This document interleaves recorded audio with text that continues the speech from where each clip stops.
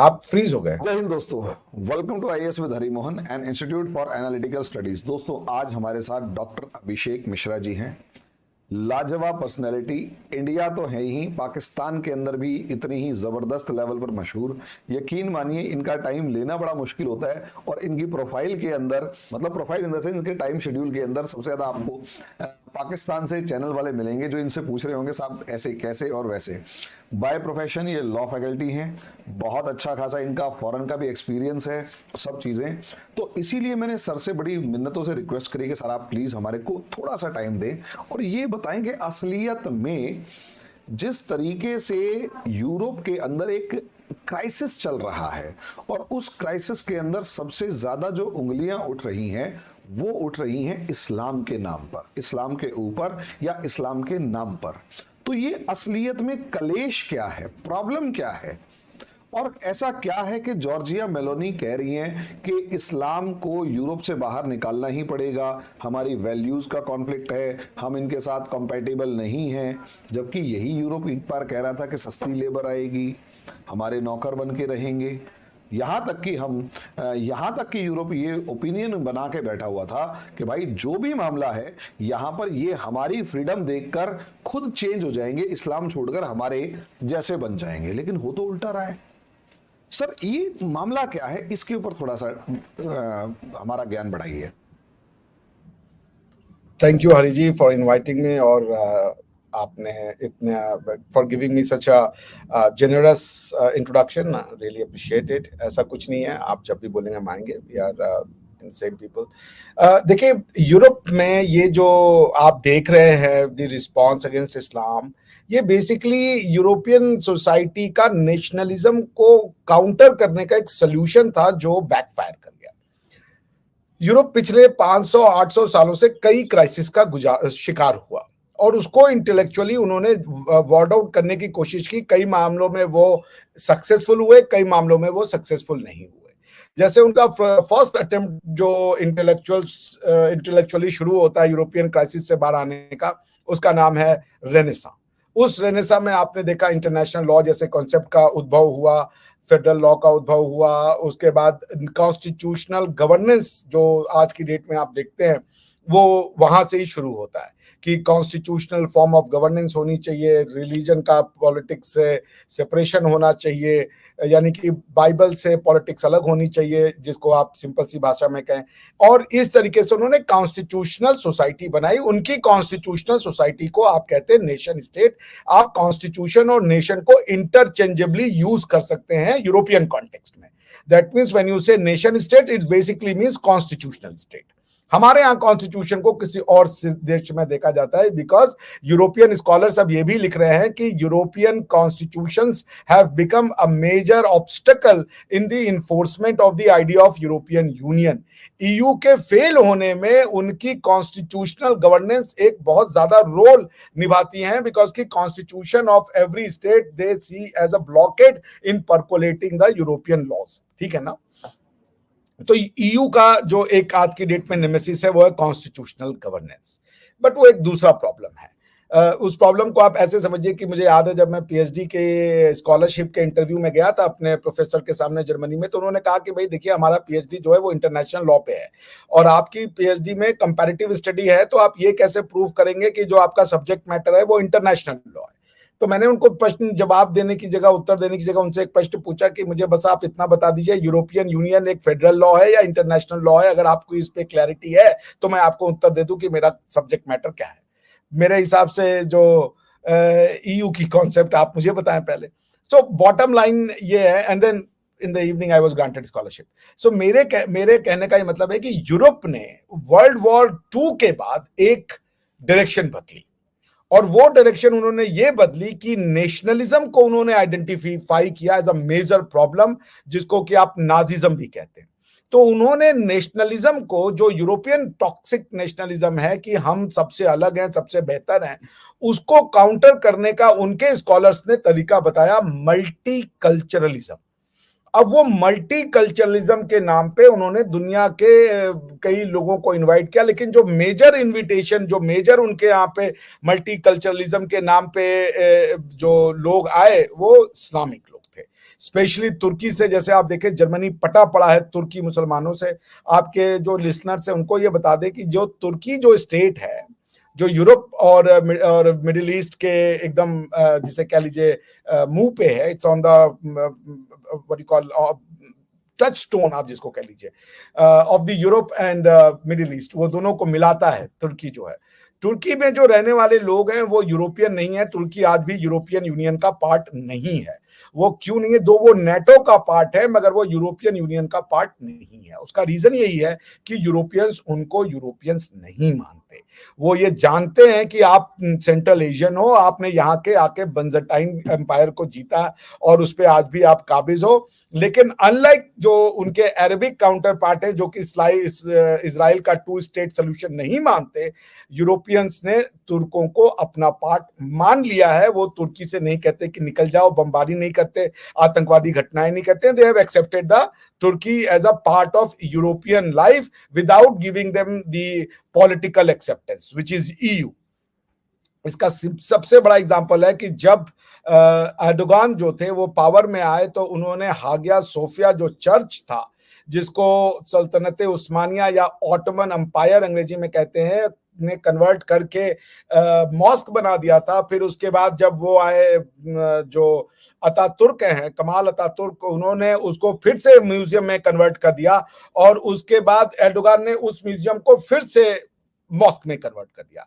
But at the end of the day Hagia Sophia एक church है और Greece की बनाई हुई बहुत पुरानी चर्च है। But Europeans have move forward. वो वहां पे वो घटनाएं नहीं करते कि ये हमारा हिस्सा है तो हम इसको बम मारेंगे, ये मारेंगे। They have accepted Turks as the part of it. तो वो मल्टी कल्चरलिज्म को, चूंकि उन्होंने सोचा कि हमने यूरोपियन हो करके तुर्कों की मल्टी कल्चरलिज्म एक्सेप्ट कर लिया, तो वैसे ही रेसिप्रोसिटी हमें मिल जाएगा। तो हम उन्होंने तुर्कियों को और दूसरे जो मुस्लिम्स हो सकते थे और भी सोसाइटीज को बुलाया, बट उतनी ज्यादा नहीं गई। जैसे आपको यूरोप में ब्लैक नहीं दिखेंगे उतने नंबर में, या इंडियंस नहीं दिखेंगे उतने नंबर में। यूके को छोड़ दे, अब यूके तो यू का पार्ट भी नहीं रहा, जितने आपको मुस्लिम्स दिखते हैं वहां पे एक सब्सटैंशियल नंबर पे। चर्च जो है वो, मॉस्क की संख्या हर देश में बढ़ती जा रही है, लेकिन टेम्पल्स की संख्या हर देश में बढ़ती हुई आपको नहीं सुनाई। तो ये मल्टी कल्चरलिज्म बेसिकली हो गया कि वो जूडो क्रिश्चियन ट्रेडिशन में बनाना चाहते थे, जूडो क्रिश्चियन इस्लामिक ट्रेडिशन, उसको वो मल्टी कल्चरलिज्म बन रहे थे, वो नहीं हुआ। अब जूडो क्रिश्चियन ट्रेडिशन की एक बात आप समझ लीजिए कि जो जूड है यानी यहूदी, वो क्रिश्चियंस को नहीं मानता।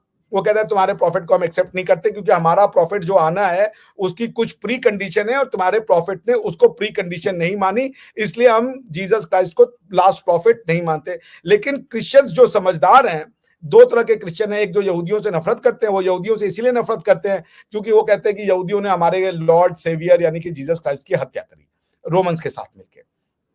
जो समझदार क्रिश्चियन है वो ये जानते हैं कि जो जीसस क्राइस्ट थे वो स्वयं भी जूस ही थे और वो यहूदियों के कुछ लॉज को रिफॉर्म करने के लिए बात कर रहे थे, इसलिए वो जूडो क्रिश्चियन ट्रेडिशन की बात करते हैं। एक क्रिश्चियन तो जूडो क्रिश्चियन ट्रेडिशन की बात कर सकता है, एक यहूदी जूडो क्रिश्चियन ट्रेडिशन की बात नहीं कर सकता क्योंकि वो जीसस क्राइस्ट को लास्ट प्रॉफिट या मसीहा नहीं मानता है उसके बुक के हिसाब से। इसमें उन्होंने कहा कि जूडो क्रिश्चियन ट्रेडिशन, चूंकि जूस की नफरत की वजह से वर्ल्ड वॉर 2 एक बहुत बड़ा फैक्टर बना, तो उन्होंने कहा कि हम जूडो क्रिश्चियन में जूडो क्रिश्चियन इस्लामिक ट्रेडिशन बनाते हैं, ये मल्टीकल्चरलिज्म हो जाएगा।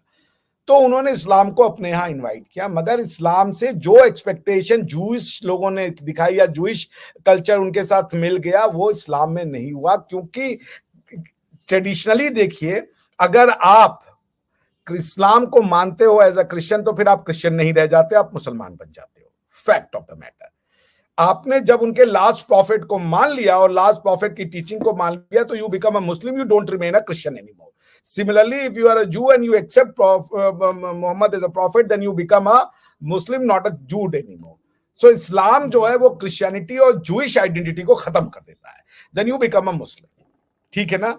तो बेसिकली इस्लाम के लोग हम पे ये जरूर आके कहें कि हम सच्चे हैं, मगर आपको तो, आप जिस ट्रेडिशन को इनहेरिट करते हो वही लोग आपको सच्चा नहीं मानते। हमारी आपकी तो कोई लड़ाई बनती ही नहीं है क्योंकि हम तो सबको सच्चा मानते हैं। एकम सद विप्रा बहुधा वदंती, ठीक है ना, वदंती।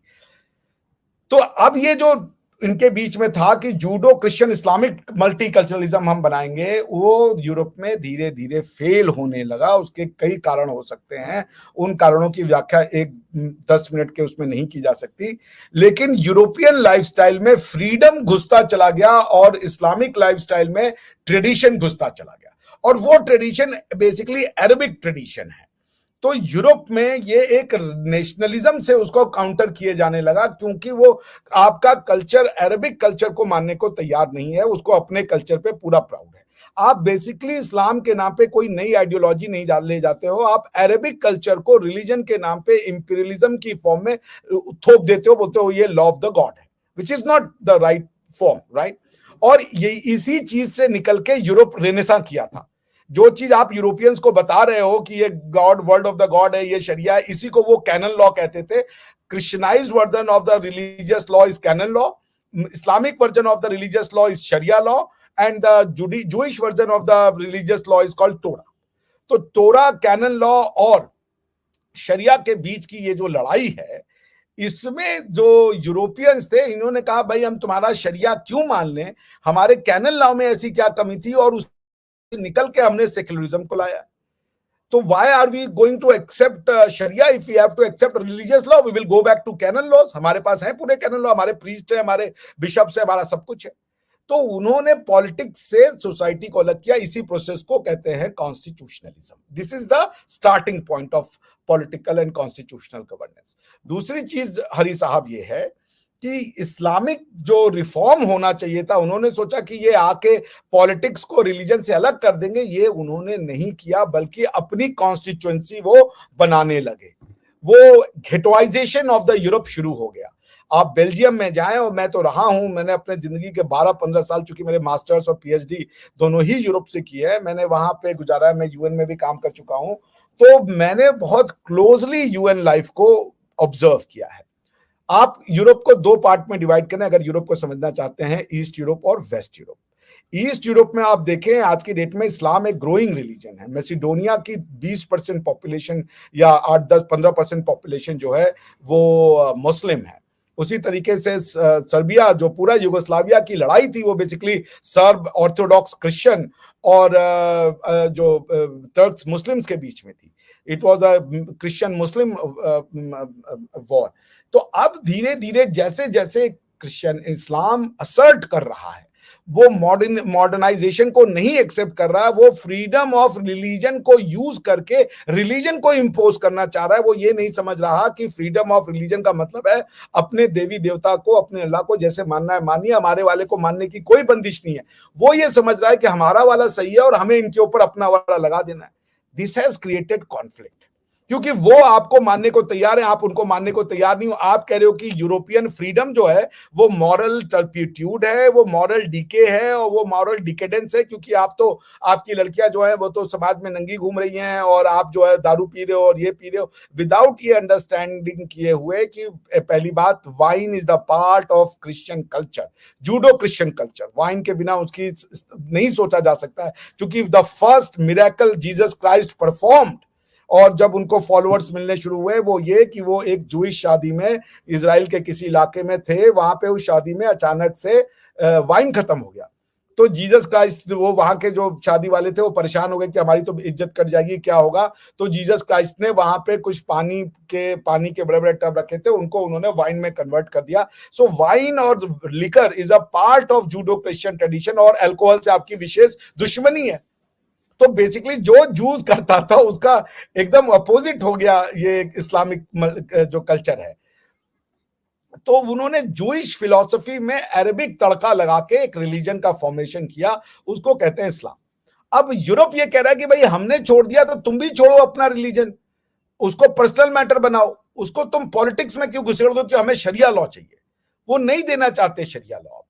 आप यूरोप, जर्मनी में जाएं तो जर्मनी में 200 साल पहले जो उनका था बिस्मार्क या कैसर, मैं भूल रहा हूं, उन्होंने ये कहा कि marriages solemnised in the church will be invalid in the eyes of the state of Germany या प्रूशिया। अब आप स्टेट के सामने शादी करोगे तो हम रिकॉग्नाइज करेंगे, ये क्रिश्चियन शादी को हम रिकॉग्नाइज नहीं करते। ये आज भी लॉ है वहां पे। मगर अब वहां की जो टर्क पॉपुलेशन है वो स्टेट के सामने शादी नहीं करती, वो अपनी रिलीजियस मौके से शादी करते हैं। जब उनके यहाँ डिस्प्यूट होता है स्टेट के हाथ बन जाते हैं, स्टेट कहता है हम शादी को रिकॉग्नाइज नहीं कर रहे। तो हम क्या करें? तो स्टेट के अंदर स्टेट चल रहे हैं क्योंकि उनके काजी और ये लोग उस मैटर को देख रहे हैं। दे हैव, ये एक बहुत एक राइजिंग टाइड है। दूसरा, कल्चर को वो एक्सेप्ट नहीं कर रहे। वो कह रहे हैं हम अबाया पहनेंगे। अब उनकी लड़कियां जो हैं वो अब बड़ी मुश्किल से उनकी लड़कियों ने ये आजादी ली है, आप कह रहे हो कि नहीं हम तो ढक के चलेंगे। तो कॉन्फ्लिक्ट में है क्योंकि उनकी खुली लड़कियों को आप समझ रहे हो कि ये कैरेक्टरलेस है और अपनी ढकी हुई लड़कियों को आप समझ रहे हो कि ये तो बहुत अच्छी कैरेक्टर की है। ये उनकी सोसाइटी में एक कॉन्फ्लिक्ट पैदा कर रहा है। तो इसलिए ये जो मल्टी कल्चरलिज्म का एक्सपेरिमेंट था, this has backfired. European nationalism, इसका काउंटर ये हुआ कि यूरोप में नेशनलिज्म जागने लगा। और जो जो जिनको ये राइट विंग पार्टीज कहते हैं, बेसिकली ये यूरोप में कॉन्सेप्ट है, जो नेशनलिस्ट पार्टीज होती हैं, जो नेशनलिस्ट आइडेंटिटी को इनकरेज करती हैं और बाकी आइडेंटिटी को सबसर्विएंट रखती हैं, उनको ये राइट विंग कहते हैं। इंडिया में कभी राइट विंग नहीं हो सकता क्योंकि इंडिया में नेशनलिज्म नाम की चीज नहीं है। हम सिविलाइजेशनल लोग हैं। Nation is a word which is essentially biblical. अगर आप बाइबल या पैट्रियार्की को मानने वाले लोग नहीं हो, जैसे हमारा रिलीजन पैट्रियार्की नहीं है, हमारे रिलीजन को लाने वाले जो है वो कोई 3 पैट्रियार्क नहीं है, जैसे अब्राहम, मोजेस और एक और है, मैं भूल रहा हूं उनका नाम।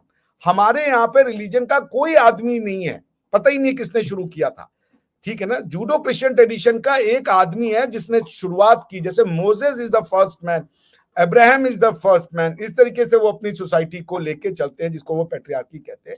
तो पॉइंट ये है कि यूरोप का nationalism has become a counter to Islamic pan Islamism, कि हम हर जगह इसको इस्लामिक करेंगे। यही टाइड जो है सिर्फ जॉर्जिया मेलोनी नहीं करी है, टोनी ब्लेयर ने आज से 10 साल पहले कहा था कि the present form of Islam is not compatible to live with a modern sense. उसी तरीके से हर्ट विल्डर जो है, जो कि 37 सीट ला करके, और मैं जानता हूं कि पूरे यूरोप में, पूरे वेस्ट यूरोप में सबसे मीठे लोग हैं तो वो हॉलैंड और नीदरलैंड के होते हैं। एक पैसे का रिलीजन उनके अंदर नेशनलिज्म नहीं पाया जाता या वो रेशियलिज्म नहीं पाया जाता। बड़े सॉफ्ट स्पोकन लोग होते हैं, कोई एक्सेप्शन मिल जाए तो मिल जाए, हर जगह होते हैं, लेकिन बड़े अच्छे लोग हैं।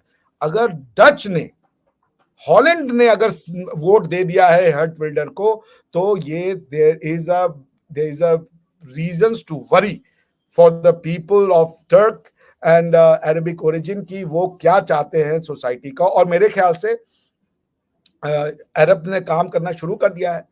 आप देखिए हमारे जो मोहम्मद बिन सलमान है, उन्होंने कहा हम हदीस को ही नहीं मानते। हमारे यहाँ आप क्या, हम कहें तो सरतन से जुदा किनारे लग जाएंगे। मोहम्मद बिन सलमान साहब ने नेशनल टीवी पे आके कहा कि वी डोंट बिलीव इन हदीस। आप देखिए कल अबू धाबी में लिकर की बनाने की फैक्ट्री खोल दी, दारू बनाने की, अल्कोहल बनाने की, क्योंकि अल्कोहल इज एंटी इस्लाम। हालांकि alcohol is the part of Judeo Christian tradition, इसीलिए ये लड़ाई हो जाती है ना। जूडो क्रिश्चियन ट्रेडिशन में alcohol plays a very important role, और इस्लाम में alcohol plays very important role कि वो नहीं पीते। आपको ये भी बता दें, जैसे मुस्लिम जो हैं वो जो हलाल फूड कहते हैं उसको जूइश कहते हैं, कोशर फूड। जो मुस्लिम पिग नहीं खाते, तो ये मुस्लिम्स ने नहीं शुरू किया पिग नहीं खाना, ये जूस नहीं खाते। उनकी किताब में क्या पिग नहीं खा सकते, हूफ वाले जो जानवर होते हैं उसको लेके बड़ा एक उनका स्ट्रक्चर्ड लॉ है कि जानवर का कौन सा पार्ट खाना है, कौन सा पार्ट नहीं खाना है और किस जानवर को खाना है, उसमें पिग का बिग नो नो है। तो ये सारा जूइश कल्चर अपनाया गया, लेकिन जो अल्कोहल वाला था वहां उन्होंने बैन कर दिया, क्योंकि उस जो समाज में मुसलमान बने अरबों में बहुत तायत वो जूइश थे। आप समझ रहे हैं? तो जूइश कल्चर को अकोमोडेट किया गया with the Arabic understanding, because Arabs के पास कोई स्ट्रक्चर्ड वे ऑफ लाइफ नहीं था।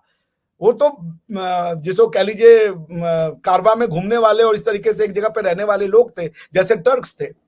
वो तो जैसे तुर्कों में और अरबियों में एक समानता है, दोनों ही नोमैडिक लोग हैं। लेकिन जो वो बेडवाइन अपने आप को ट्राइब कहते हैं। देखिए जब वो आया था यूनाइटेड नेशन में मुअम्मर गद्दाफी, तो अपने साथ टेंट लेके आया था, कहा था हम टेंट बनाएंगे क्योंकि हम तो घूमने वाले लोग हैं, नोमैडिक पीपल है।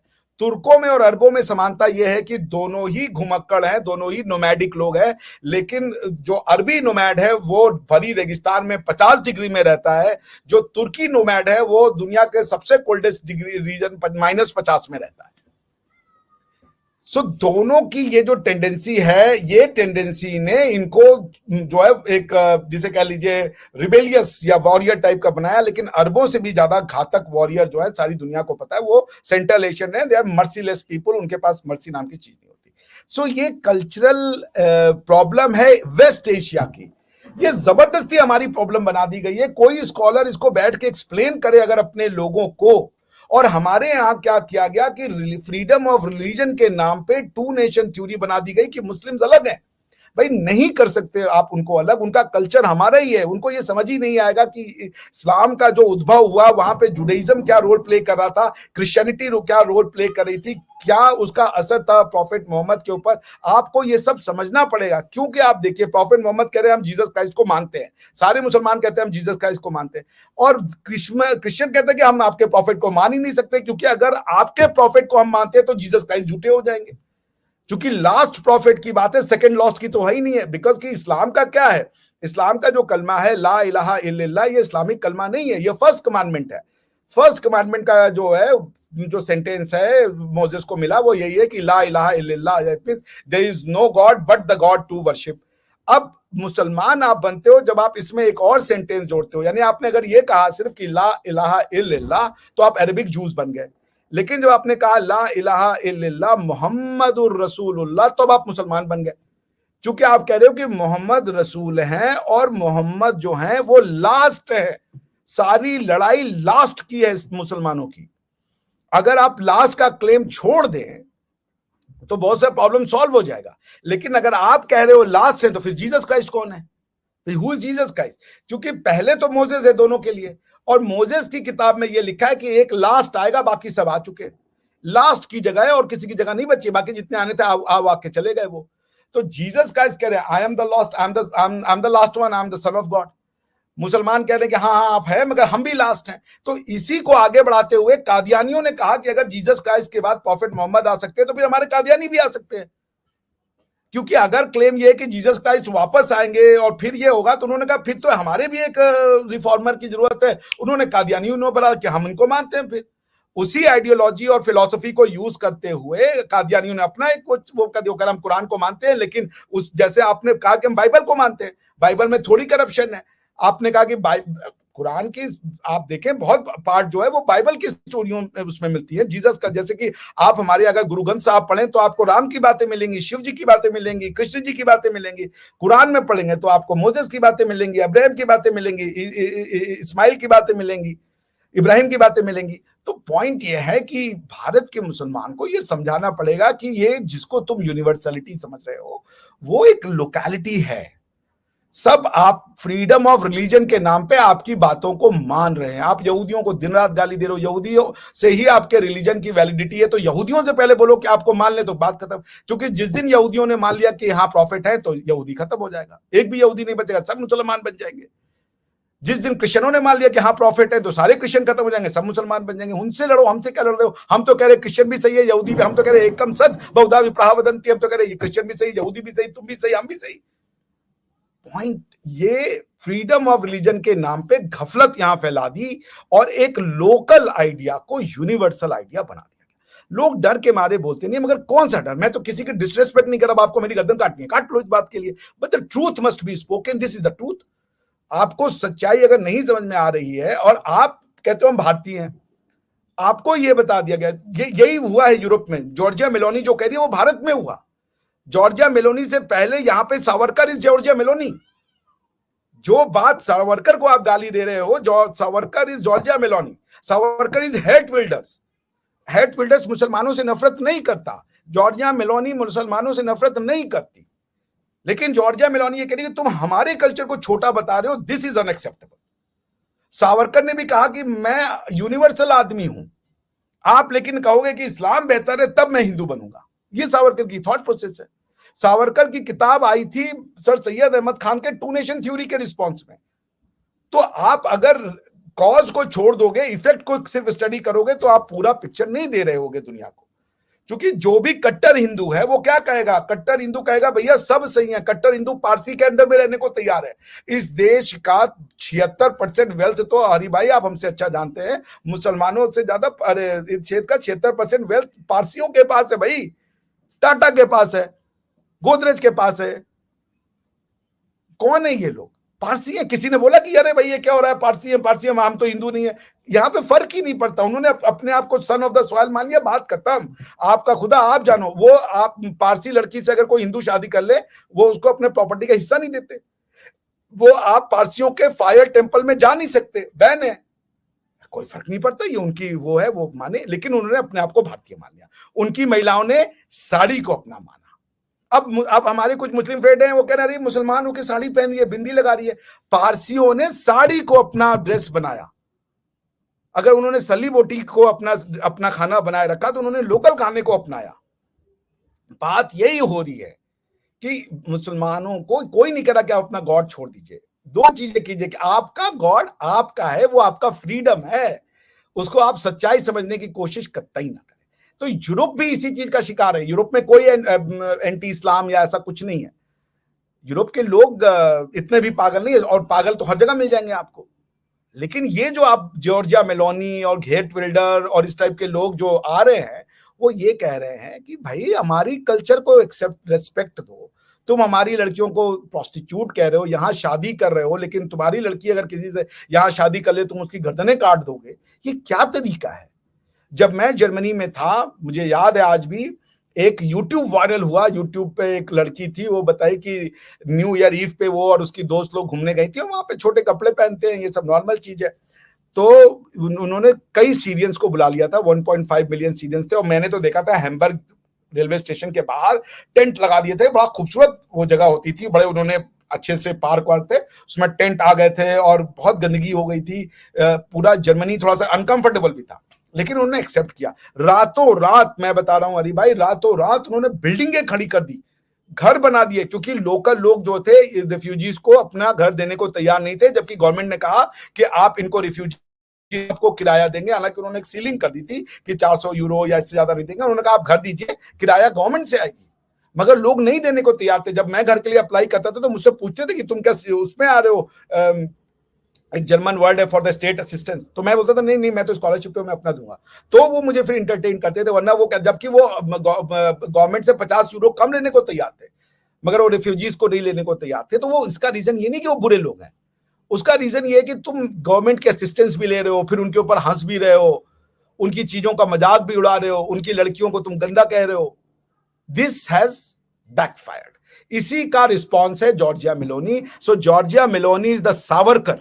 She is not a bad woman. All she is saying that I am a proud Italian, whatever be the Christianity, but Christianity is my heritage and tradition. यही कह रहा था सावरकर।